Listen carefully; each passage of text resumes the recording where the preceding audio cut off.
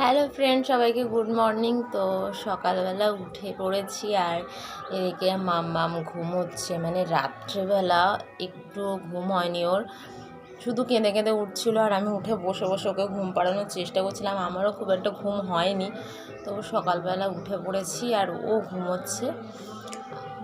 তো সকালবেলা উঠে এই যে এক গ্লাস এখন ছোলার ছাতু গুলে নিয়েছি।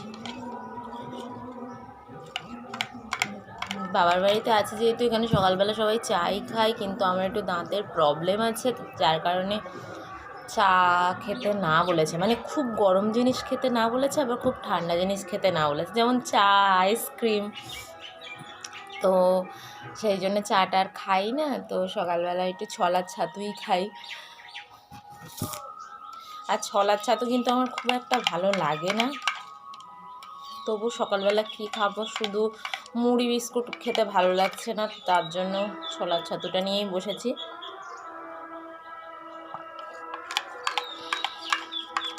তো চলো, টাটা।